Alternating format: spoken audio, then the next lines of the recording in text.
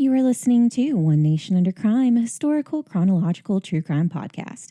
Each week, we go through our nation's history and discuss cases from each year starting in 1800. I'm Kayla, and this is ONUC After Dark. I'm kidding.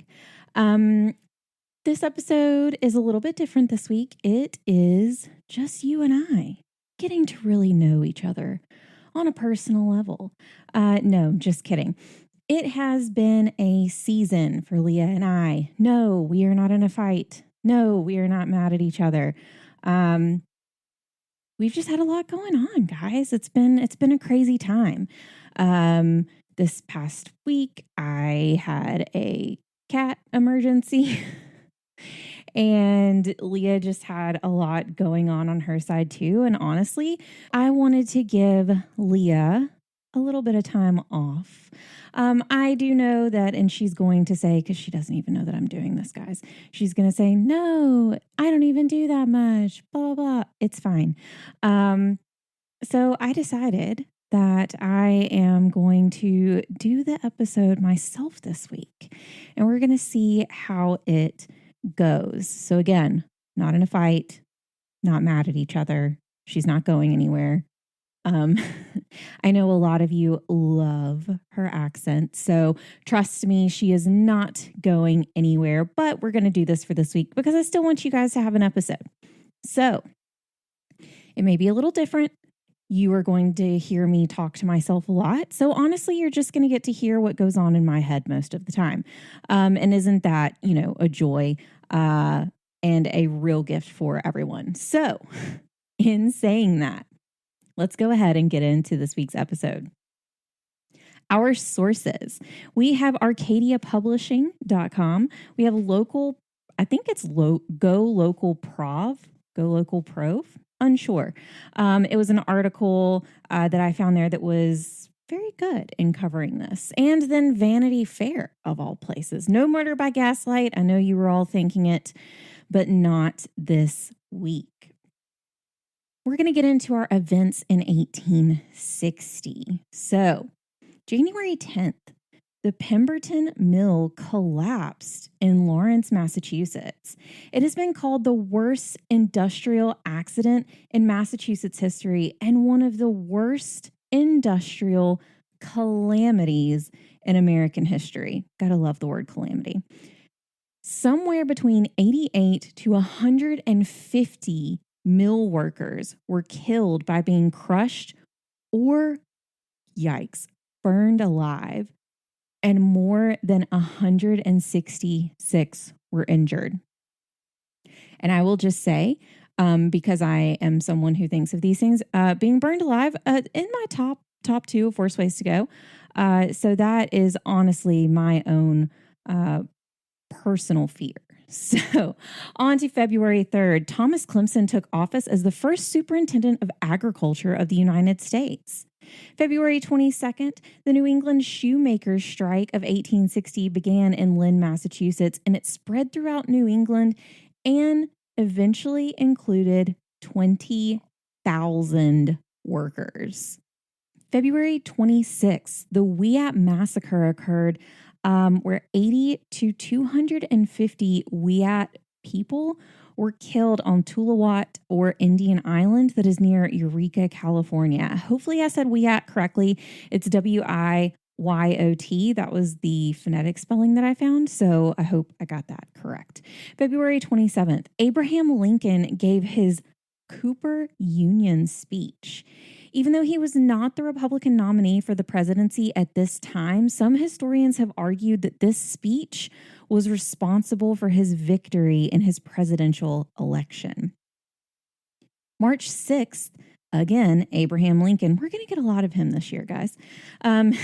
He made a speech defending the right for workers to strike. And this is likely in response to that shoemaker strike that I just mentioned a little bit ago. April 3rd, the Pony Express began its first run from St. Joseph, Missouri to Sacramento, California. And for those who don't know, the Pony Express was an American Express mail service that used relays of horse-mounted riders.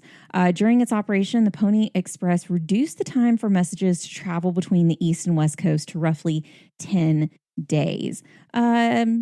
TBD on how long it took before then, as we know from one of our cases, could take years. So that was, pretty good for the Postal Service at that point, 10 days. That's a good goal to get down to. May 9th, the U.S. Constitutional Union Party held its convention and nominated John Bell for president. May 18th, Abraham Lincoln was selected as the U.S. presidential candidate for the Republican Party. June 3rd, Comanche, Iowa was destroyed by a series of tornadoes. And I know that we've gone through it extensively on our podcast, but we are very well aware of tornadoes. It's a very scary event. We're actually coming up on the cusp of tornado season, kind of getting there a little bit. So that one hits for sure close to home. July 25th, the first U.S. intercollegiate billiard match took place between Harvard and Yale. August 11th, the U.S.'s first successful silver mill was established in Virginia City, Nevada. Nevada? Unsure. But that's where it all started. August 25th, the Stones Prairie Riot took place in Payson and Plainville, Illinois, between the Republican Wide Awakes and armed Democratic supporters of Stephen A. Douglas. September 7th, the Lady, I think it's Elgin, Elgin. It sank in Lake Michigan after it was accidentally rammed in a storm. Around 300 people drowned, and it is the largest loss of life on the Great Lakes. October 13th, the first aerial photo in the U.S. was taken of Boston from a hot air balloon. And I don't think we've discussed this before. Not a fan of hot air balloons for a lot of reasons, but mostly safety. Safety is one of them. I don't mind flying, but again, flying, you're kind of in the you're not out in the open. It's a little bit too, a little bit too out there. I'm not that trusting, so not a fan of that. So that's absolutely terrifying. And October 15th, I will say, it is so funny that this event happens this week in this episode because this last week, my daughter came home from school and she was telling me about that they learned about Abraham Lincoln in the library. And so she was telling me about how this girl wrote a letter and she was like very adamant that I know the story. And she told it to me twice. And I was like, oh, okay, like that sounds interesting. Well, funny enough, that same thing happened this year. So on October 15th, 11-year-old Grace Bedell wrote a letter to Abraham Lincoln telling him to grow a beard. In her letter, she wrote, quote, "I have yet got 4 brothers, and part of them will vote for you anyway. And if you let your whiskers grow, I will try and get the rest of them to vote for you. You will look a great deal better, for your face is so thin. All the ladies like whiskers, and they would tease their husbands to vote for you, and then you would be president." Well, we do know that he grew a beard. Not sure if it's because of her letter, and not sure if that's the reason that he was elected. But either way, one thing my daughter was sure to tell me is it was kind of rude. So that was her 2 cents on the event. November 6th, Abraham Lincoln beat John C. Breckinridge, Stephen A. Douglas, and John Bell, and was elected as the 16th president of the United States. And he was actually the first Republican to hold that office. Now, we've discussed on this podcast, like we don't discuss politics or our political beliefs, but we all know what Abraham Lincoln did in his presidency. And it's just very interesting to me how political parties have changed beliefs over time, and just not that necessarily what's coming up is something that's changed, but it's just very interesting how, as Michael Scott would say, how the turntables have turned. December 18th, Senator John J. Crittenden proposed the Crittenden Compromise in an attempt to avoid states seceding. This was an unsuccessful proposal, to permanently enshrine slavery in the United States Constitution and thereby making it unconstitutional for future Congresses to end slavery. Again, this was not successful. By this point in U.S. history, there were roughly 4 million slaves in the American South. So, also to kind of put a difference into just the South and the American South is because at this point, not all of what is encompassed as America or the United States today was a part of the United States. So they kind of say the American South to very carefully pinpoint the locations of where that was.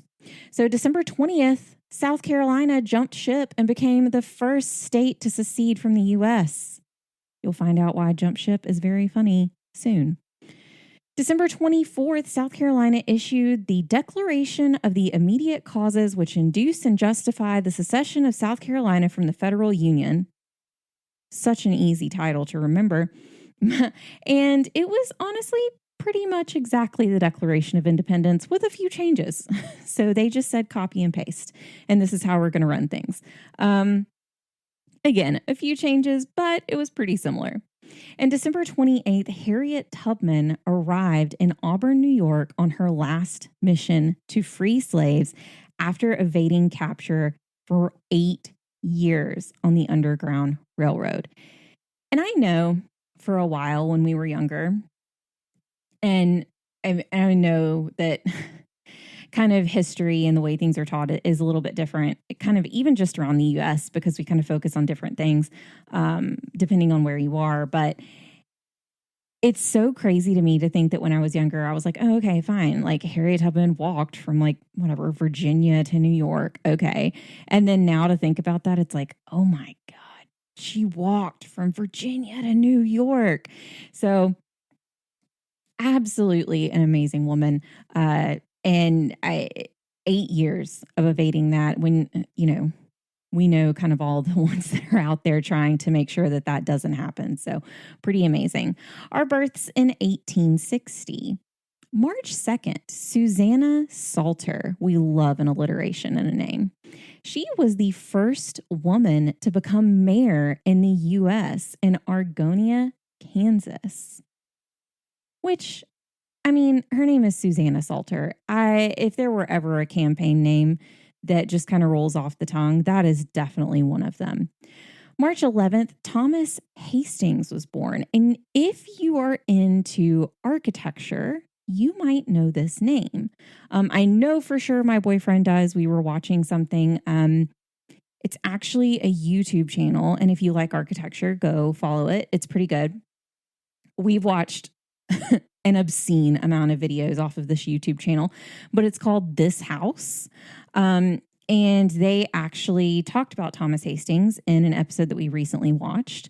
But he is an architect who designed the Tomb of the Unknowns in DC and the infamous Henry Clay Frick House that's on Fifth Avenue in New York City. He also designed houses for people, just like, I don't know, the Guggenheims, the Vanderbilts, just some of those people. You may not know them, but pretty amazing architect. And I do know that they've covered on This House, they've covered several of the places that he was an architect for, and just absolutely amazing buildings. And while we're, on the discussion or my self-discussion of architecture, another one they did on there was a home that Frank Lloyd Wright had built. And oh my gosh, you want to talk about some amazing architecture. Those are just, we were talking about it, me and my boyfriend the other day, and like, one of the best goals that could ever happen in life is to own a Frank Lloyd Wright home, because they're just so wonderfully thought out and built. I kind of like architecture, so it's why New Orleans is one of my favorite cities to go to. So moving on to April 7th, we have Will Keith Kellogg, and you might know him. He's an industrialist and founded the Kellogg Company. May 16th, some of our true crime followers out there will know this name for sure, and that is Herman Webster Mudgett, the infamous serial killer. July 19th, again, we have said her name in this podcast already, so I should not need to explain who she is. But July 19th of 1860, one Lizzie Borden was born. So, guys, that means we are coming up on the Lizzie Borden case. I'm not sure if it'll be a 2-parter. It could be a 10-parter. We'll see how things go. And August 13th, we have Annie Oakley. I know we talked about Calamity Jane several episodes back. And so a couple of people that we actually talked about or we're about to talk about again. So Annie Oakley was an American sharpshooter who starred in Buffalo Bill's Wild West show. And on October 31st, my daughter would be super excited to hear about this person who was born, and that is Juliette Gordon Lowe, founder of the Girl Scouts. My daughter is a Girl Scout. If you would like some cookies, let me know. But just kidding. Support your local Girl Scouts or mine. I can't wait. We just put in initial orders and what are your favorite Girl Scout cookies? I would like to know. My mom's is for sure Thin Mints. I love a Samoa. Love a Do-si-do. Used to love a tag-along, but I think Do-si-do is more where I'm headed. They have these things that came out this year, and you can't order them online until the end of February, but they're called Raspberry Rallies, and they're essentially Thin Mints, but instead of mint, it's raspberry. So I will be ordering a few boxes of those because that just sounds super intriguing. But gotta love Girl Scout cookie season. They also have s'mores, and I haven't tried that one yet. And then they have, I think they're called Adventurefuls, where they're like these brownie cookies with like salted carrot. Oh, so delicious. I need to get done with this because I have some Samoas in the pantry that I need to go get now. So our deaths in 1860. This is a person that we've talked about before. May 21st, Phineas Gage died. He was an American railroad construction foreman known for his survival of an accident in which a large iron rod was driven completely through his head, destroying much of his brain's left frontal lobe. It was known as the American crowbar case. And I'm not sure, obviously, like, there's not photos of this, but I'm not sure if you've ever seen, I know that like in my history books, there was kind of an illustration of what that looked like. And yikes, it honestly is a miracle that he's alive. Another death, we're moving on to the next. July 1st, Charles Goodyear. You probably know that name. He's an inventor who developed vulcanized rubber, for which he received patent number 3633. And so, you know, Goodyear tires, just that. Just Goodyear. It's so funny to hear some of those names now, and it's like, wow, you really accomplished a lot of things back then. Speaking of another person who's accomplished, October 3rd, we have Rembrandt Peale. He died. He was a portrait painter and museum keeper, acclaimed for his portraits of George Washington and Thomas Jefferson. And our last death that we're going to discuss for this year, October 25th. James Grizzly Adams. He was a mountain man and bear trainer.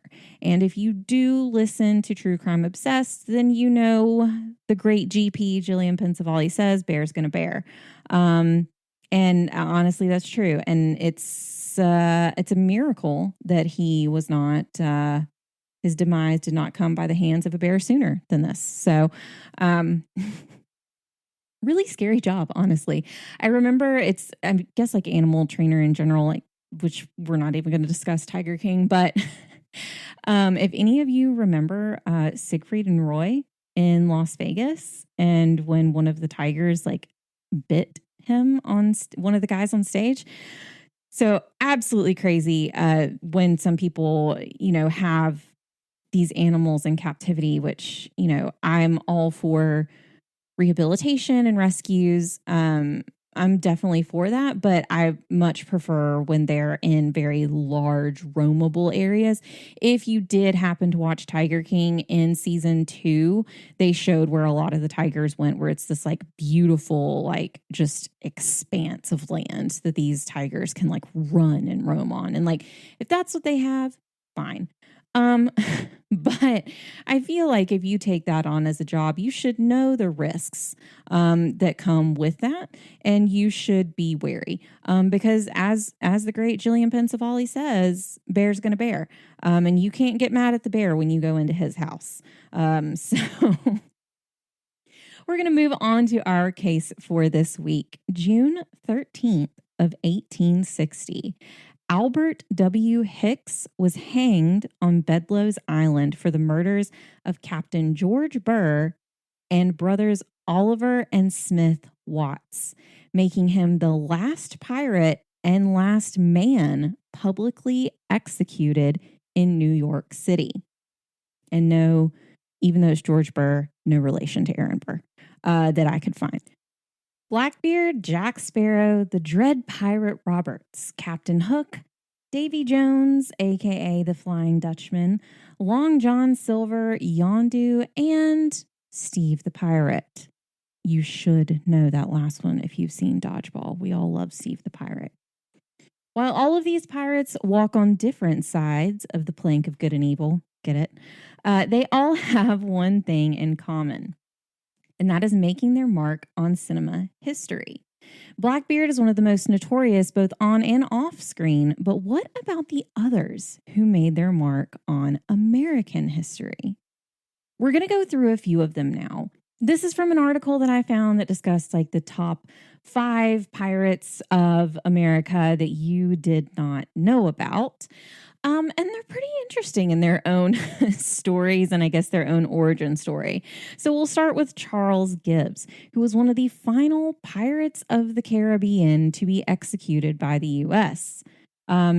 Caribbean, unsure. Apparently people say it differently, and they'll say that if you think of the movie, then you say Pirates of the Caribbean, but if you think of just like the place, then you'll say Caribbean. So I'm not sure. I say Caribbean either way, I guess. So while, yes, our case matter this week is also one of the final pirates to be executed by the U.S., so I know that that can be a little confusing, but they kind of are in the same category. But Charles Gibbs was the captain of the Maria and known for his harsh treatment of prisoners who were taken aboard. Some of the legends of this include him ordering a crew to be burned alive and cutting the arms and legs off of a captain that he captured. The Maria eventually crashed off the coast of Long Island or Long Island, depending on where you're from.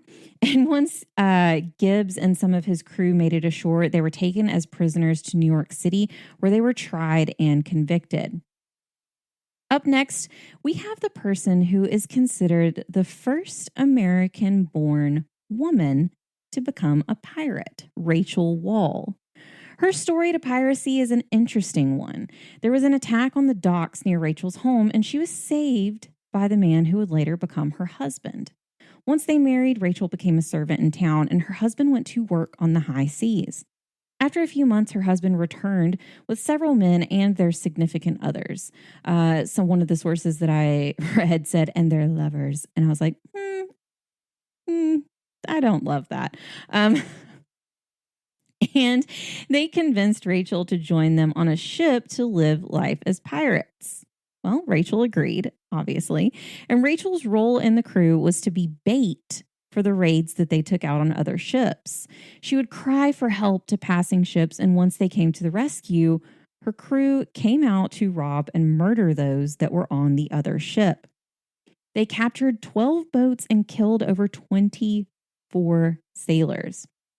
Rachel was captured when, this escalated quickly. When she cut out the tongue of another woman in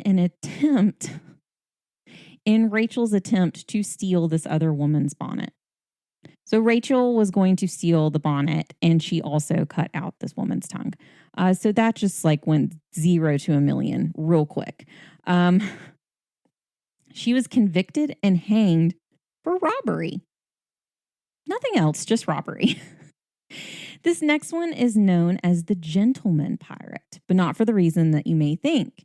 Stede Bonnet, interesting, bonnet and bonnet, earned this nickname because he was already wealthy before becoming a pirate. It had nothing to do with his attitude towards others or anything along those lines. He was just already wealthy beforehand, so they called him the gentleman pirate, which was I found very interesting. So after several years of marital problems, Bonnet bought a ship and named it Revenge. Interesting name. And he set out on the high seas. For a short time, Bonnet joined the notorious Blackbeard, and he joined them aboard Blackbeard's ship, the Queen Anne's Revenge. And eventually he had some command over the ship. Bonnet and Blackbeard looted countless ships sailing to and from the Caribbean. And in August of 1718, Bonnet tied his ship at Cape River Fear for repairs. This is where he was attacked by a naval expedition created by the South Carolina governor. Bonnet and his men were arrested and brought to trial. The gentleman pirate was convicted and hanged in December of that year. The next is a Dread Pirate-esque story. And for those of you who don't know who the Dread Pirate Roberts is, it's okay. Until I was shown the movie, I know, shame upon me and my cow. It's Princess Bride. So if you're not aware of who that is, there you go.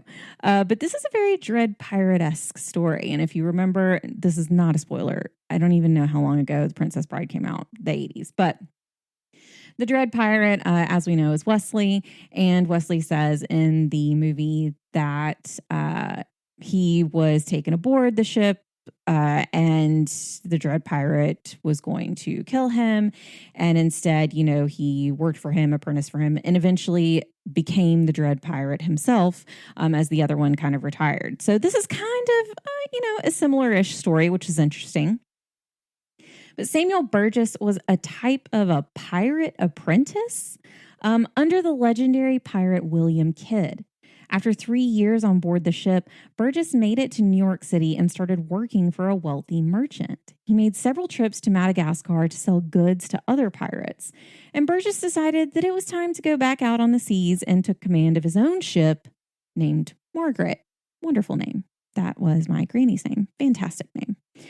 He sailed to Cape Town, South Africa, where his ship was seized by the East India Trading Company. He was tried in Cape Town, but actually pardoned of his crimes. Later, he died suddenly and suspiciously of poison after a dispute with a local chief about trading prices.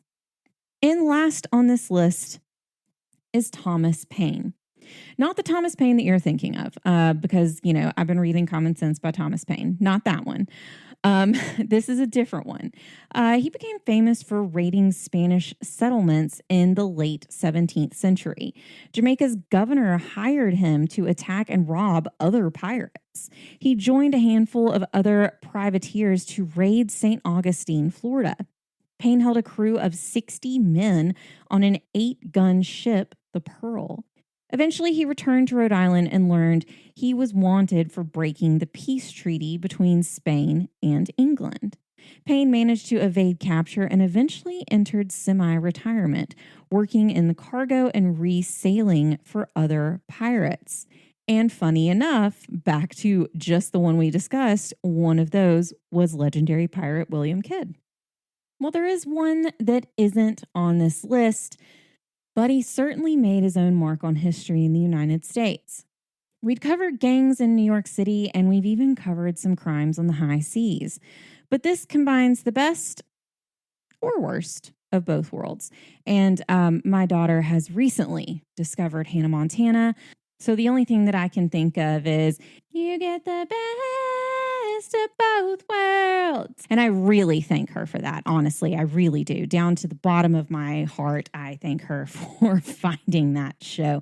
She keeps going, Mommy, come see this. Come see this. I'm like, I've seen these episodes like 100 times. I'm so glad you found it. And I introduced her to, Flowers, the most recent song by Miley Cyrus, which love. Absolutely amazing. And I told my daughter, I was like, yeah, this is Hannah Montana. And I'm pretty sure her small little 8-year-old brain was going to explode. And she now loves that song too. So, just introducing the things to the younger culture, which is very odd. Albert W. Hicks was the last pirate and man to be executed in New York City. Most of the information we have for Albert's earlier years comes from his confession before his execution. So a lot of it we can take with a grain of salt or sand. And the other information we have about him comes from a book we all know and love by now, Herbert Asbury's Gangs of New York. Albert W. Hicks was not the only moniker that Hicks was known by. He also went by the names Elias W. Hicks, William Johnson, John Hicks, and Pirate Hicks. We don't have an exact birth date for him, but we know he was born around 1820 on a farm in Foster, Rhode Island. And as I just said, born on a farm, immediately a no. So that's why there's not really any formal record. He was also the second youngest son of 11. That is a 1 and a 1 children.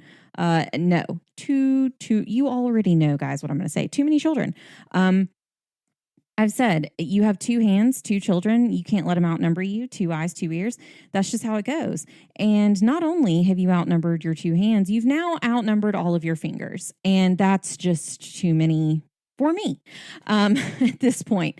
Interestingly enough, Albert was not the only Hicks to become a career criminal. His brother Simon became a convicted murderer who later escaped from prison and remained a fugitive for the rest of his life. Neither the family nor law enforcement could find him. Albert was described as headstrong and a fighter, which is really just another great way to say stubborn. I love when people say, oh, like, they're really headstrong. It's like, no, you're just saying that they're stubborn. It's always like when they say, oh, like they lit up a room. And it's like, I don't really need someone to say I lit up a room. I just need, they're probably going to be like, she had cats and she was an introvert. And, that's fine with me. And she weirdly liked true crime. She had her own NSA agent. His name's Brad. It was a thing. I'm fine with that. I don't need to light up rooms. And you know what? Headstrong, just say I'm stubborn. Just tell it like it is. He never received any formal education and worked on the family farm until he was 15. This is when he decided to run away to Norwalk, Connecticut, and start his life of crime. It wasn't long until he was arrested for theft and put into jail. Keep in mind, at this time, there was not a juvenile justice system. That would actually not come around until 1899. So just 39 casual years after this. So he was put in with inmates who were likely much older than himself. I'm going to skim through this part really quickly, but it was noted at this time that it wasn't uncommon for runaway teens to be buggered by older inmates in prison. I had to look up what this term meant, and apparently I'm also going to say this in a more kosher PC way and skip forward like a couple of seconds if you don't want to hear it. But it's apparently just like a more kosher way of saying sodomy.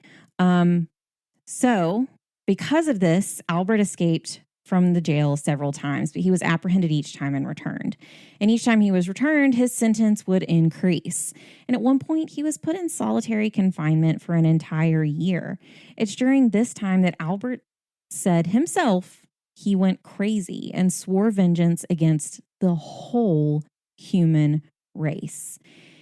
And I can't, I've listened to a lot in regards to, Damien Eccles, who was, what they call them, they refer to them now as the West Memphis Six, but the West Memphis Three case, he was one of the now men who went to jail for the murder they did not commit due to satanic panic.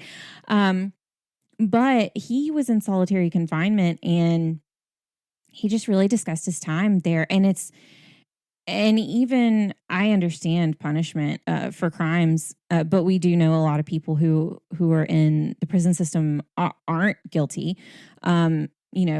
Again, back to my theory on the death penalty is like to be a proponent, in my opinion, you have to assume that the law gets it right 100% of the time. And I just don't have that faith. And solitary confinement, like that is a way to really torture someone. And while I understand punishment for crimes and things like that, I just, man, that's a hard one for me. That just seems like cruel and unusual punishment at times. And especially for a kid who's just, like, he's running away. And at this time it's for theft. Like he is gone into a life of crime, but it is theft, and it's not, well, crime is crime. It's not at the same level as murder or, anything like that. So, and he was so young. So it's just really sad that at this point in his life, he had gone through so much and had already decided at this age that, he was just going to commit to a life of murder. So sad. The account given by Hicks regarding the next 20 years is murder and mayhem on the high seas, the gold fields of California, throughout South America, Mexico, the South Pacific, and the Atlantic Trade Triangle, just those areas. His main MOs included highway robberies and ship mutinies. So he just kind of was a passerby who just kind of did whatever he did and killed whoever he wanted to along the way, took what he wanted, saw how far it got him, and then just committed another crime to keep going. It's actually unclear how many victims he had, but some historians have estimated in the hundreds. By the time he was 40, he was newly married with a young child. And it's reported that his new wife didn't know about his criminal past. But Albert needed money, and he went back to what he knew. It's unclear how his wife didn't know about his past, and it's not really clear when he took a break from crime to meet her or if he just hid his crimes during that time. Well, Albert ended up getting hired on as a deckhand on an oyster boat named the A.E. Johnson. And I will say that while Leah is not here this week, honestly, this might be one that she's glad to not be here for. Because guys, this one's pretty brutal. And I've cleaned up some of it so that it's not as colorized as the account that I read, but it's still pretty wild of a murder. The other men on the boat were Captain George H. Burr, Oliver Watts, and Smith Watts, who were brothers.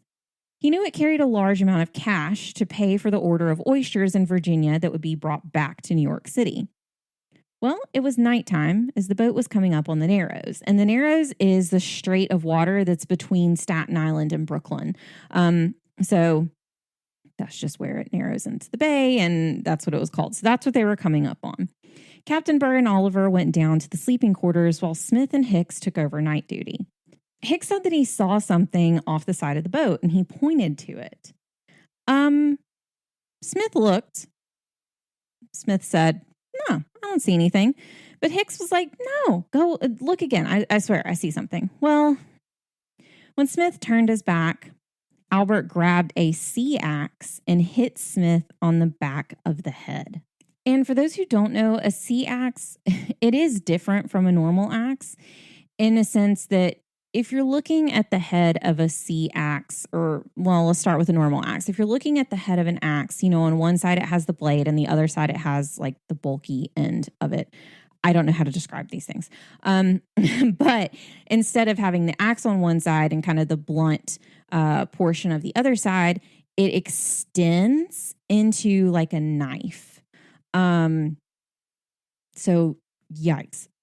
That's more terrifying, honestly, than just an axe. Albert grabbed a sea axe and hit Smith on the back of the head. Captain Burr and Oliver heard the commotion, and Oliver ran to the deck to see what happened. And guys, this is where as my favorite word, calamity ensues and it gets pretty detailed for some things. So it's one of the wildest accounts that I've read. One of them, not the most, but one of them. Well, Oliver, and remember he is the brother of Smith, heard the commotion and ran to the deck. Oliver stuck his head through the hatch, and Hicks decapitated Oliver with one swing. Hicks recalled in his confession that Oliver's body slowly sagged down the wall, and his head rolled onto the deck of the ship. Albert then grabbed the axe and went to Captain Burr's cabin. But Captain Burr was a tall and strong man who wasn't going to go down easily. The fight started and Burr almost strangled Hicks to death until Hicks hurled the axe towards the captain. Again, guys, this is brutal. Slicing half of his face off, including an eyeball and nose that was left hanging on the blade. Yep. He quickly looted the captain's quarters and went back up to the deck where he saw movement. Smith was still alive. And Hicks was so shocked, he actually said he thought a ghostly apparition was coming towards him, and he had to gather his bearings before pushing Smith overboard. But Smith grabbed onto the railing of the ship and wasn't letting go. Again, yikes. Albert swung the axe and chopped off his fingers. Smith fell into the water and his fingers fell onto the deck. Again, I'm sure Leah is so glad that she is not here. I know her husband is listening. So he can tell her how glad she probably is that she's not here. And also one of her least favorite things is also coming up towards the end of this. So again, I'm sure she is glad to miss some parts of this. Well, this wasn't a foolproof plan. Hicks cleaned up and threw the other two bodies overboard. And remember that they're on a boat. I'm on a boat. I'm on a boat. Take a good... Anyways, well, no one was manning the boat at this point, right? Because somebody needs to be doing that. And it hit another ship called the J.R. Mather. The mast on the A.E. Johnson broke and brought down the rigging. Albert decided to sink the A.E. Johnson and started drilling holes in the keel. He took a dinghy and rowed to shore and landed next to a farmer's field on Staten Island around dawn. He thought he got away with the crimes and started back to Manhattan, drinking at pubs along the way. The Coast Guard found the A.E. Johnson still afloat. So those holes in the keel did not do anything. And they found the cabin and deck bathed in blood and a set of severed fingers on the deck. Shock rippled through the city as news spread and speculation around what happened became the topic of conversations. Detectives saw that the dinghy was missing, and that's where the search started. After a few days, a local boy led them to where it had been abandoned. They began following a chain of witnesses who had seen a strange man carrying a large, heavy sea bag. The detectives followed witness sightings all the way back to an apartment in Manhattan. Hicks learned that the police were on his trail through the newspaper reports, and he had already left the city. Detectives had determined Hicks's identity, and they continued to follow the list of witnesses who remembered a man, woman, and small child taking trains and boats north. The police tracked down Hicks inside a boarding house in Providence, Rhode Island, and surrounded the house in the middle of the night. Hicks was taken captive from his bed, but without a fight. They found in his possession Captain Burr's watch, several money bags, a photo belonging to one of the Watts brothers, as well as a ton of other evidence. The trial of Albert W. Hicks was a sensation among the city and the newspapers. The evidence against him was insurmountable, and the defense didn't have much in the way of any type of defense. The jury ended up deliberating for a cool 7 minutes before returning the guilty verdict, and the judge ordered Hicks to be hanged by the neck until dead. While he was awaiting his execution, he wrote out his confession and his life story and stated the reason for the murders on the boat were that, quote, the devil took possession of me. Haven't we heard that before? Especially with like more recent things like Son of Sam, where he said a dog was talking to him, or, different people have said that they've tried to use this excuse many times, but interesting. So what about all the other murders? Hicks? No answer for those. Okay. In a form of poetic justice, Hicks was executed in July of 1860 on Friday the 13th. He was executed on Bedloe's Island, which is now Liberty Island, where the statue herself is located today. Roughly 10,000 people viewed the hanging from boats anchored in the bay. Hicks was dressed in an electric blue suit, which was made special for the occasion. We'll get back to this in a bit. One of the newspapers wrote, quote, his coat was rather fancy, being ornamented with 2 rows of gilt navy buttons and a couple of anchors and needlework.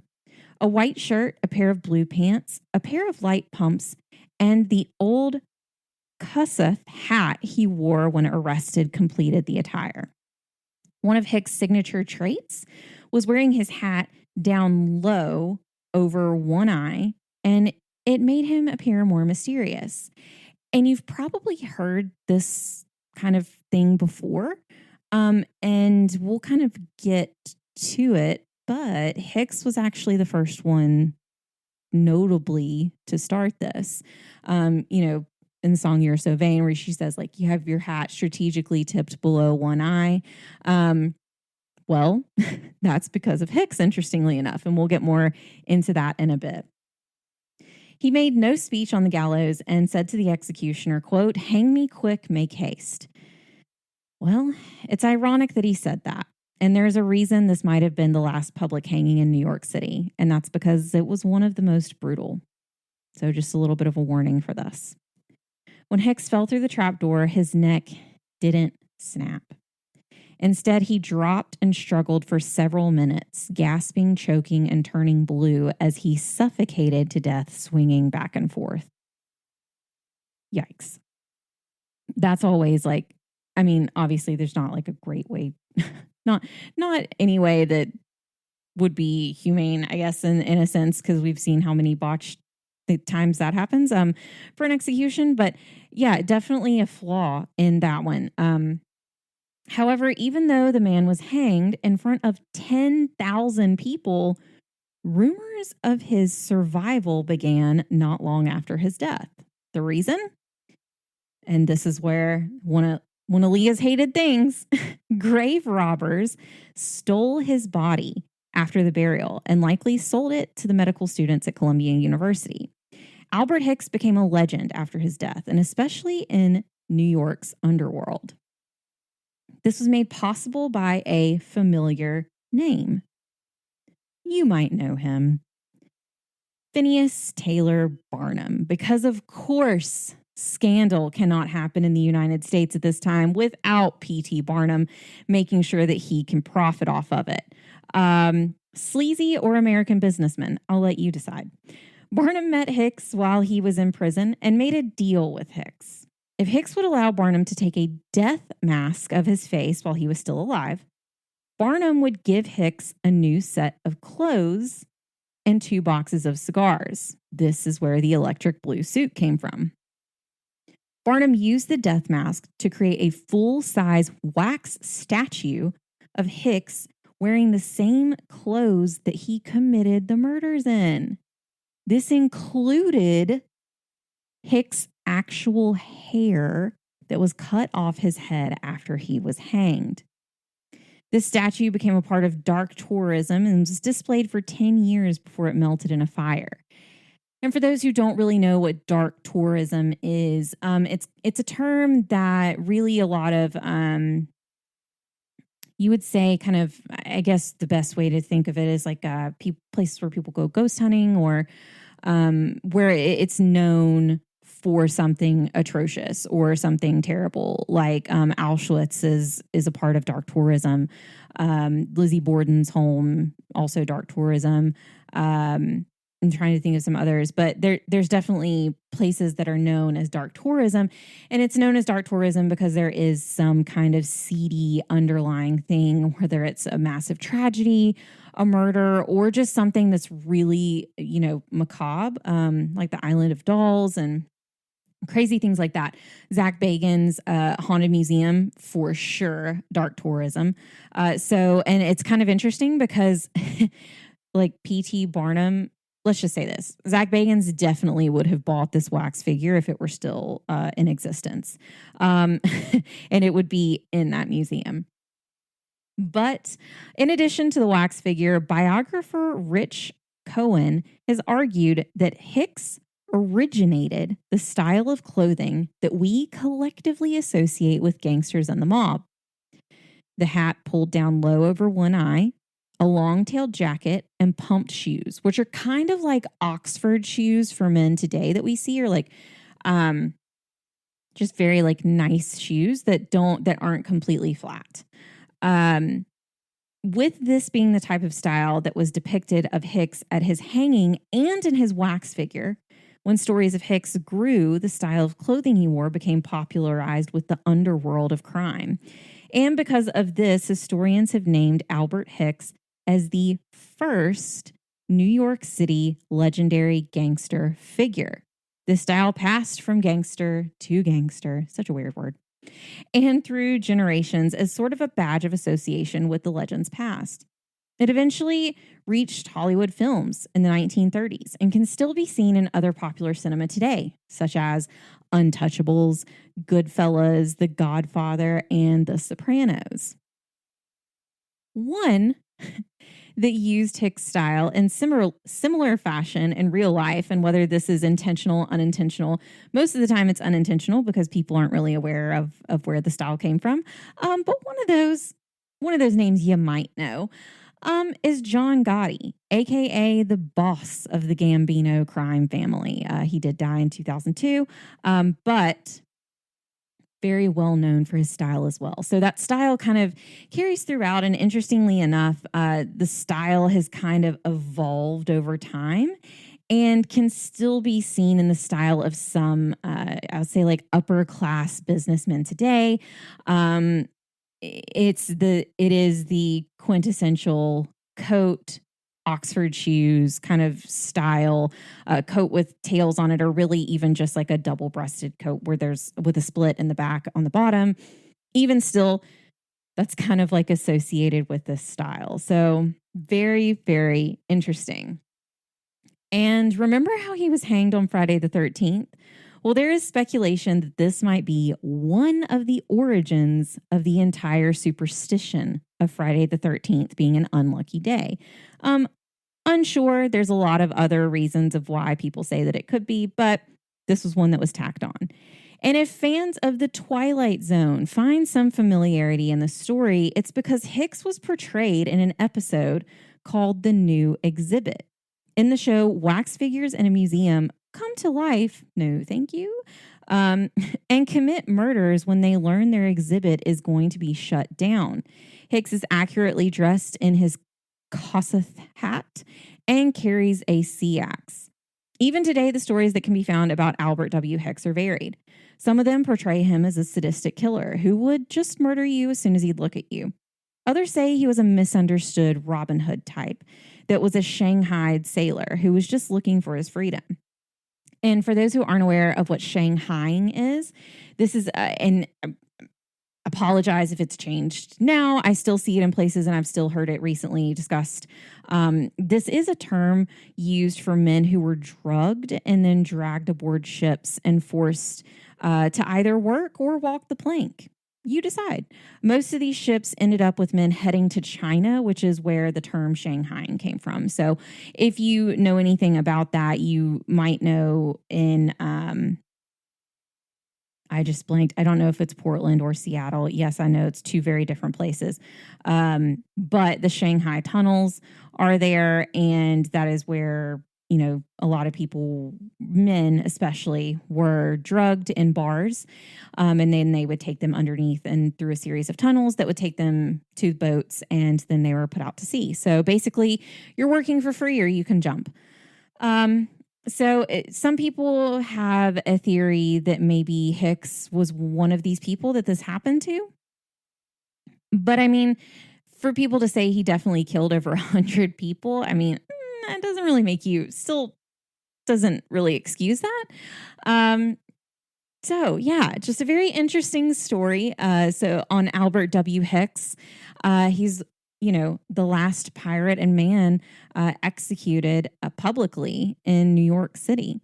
So it's very interesting. He was also held in the Tombs prison, which we've discussed before, and a lot of other. There is a difference between gangs and gangsters, but it's another story for another time. It is a little bit of a different.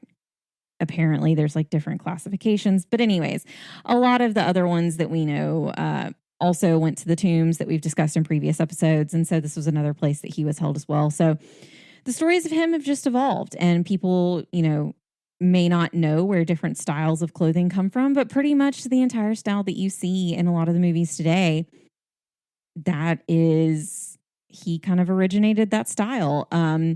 And I guess that we have him to thank ? For. But he was a murderer, so garbage. So there's a website where you can find any and all ONUC information that you're looking for. It's onenationundercrime.com. If you love our podcast as much as we do, please follow us anywhere that you find podcasts. You're listening to one now, so just follow us there. And please go leave us a 5-star review. We would greatly appreciate it. Guys, like, this is hard. It takes a lot of time to put all of this together, and it's kind of unfortunate. Sometimes you'll go and see that somebody, left you a lower star review, and that's fine. People are entitled to their opinions, and we totally get it. But like, it's also free content and stuff that we put together. And we do have a few Patreon supporters who we are so, so thankful for, because they actually help with the cost to just put the show out. And we have to, pay for certain things each month, but that's neither here nor there. But the 5-star reviews really do help us get noticed in different podcatchers, and that's how people will see them, and that's how, more people get their eyes on them. So if you could just go leave us a 5-star review on Apple Podcasts or Spotify, like, we would really appreciate it. Again, like I just said, we do have a Patreon if you would like to help with the cost of making and hosting the show. It's patreon.com/onenationundercrime. Thank you so much for listening to this week's episode of One Nation Under Crime. I hope I did it justice, and that just hearing me talk for an hour was okay for you. I promise this will not happen all the time, but sometimes doing things a little bit different isn't too bad. So since Leah's not here, we will see you here, same time, different crime, next week. And remember, there isn't always liberty and justice for all. Especially, I don't know, I guess if you run into any pirates at all. We will see you guys next episode. Goodbye.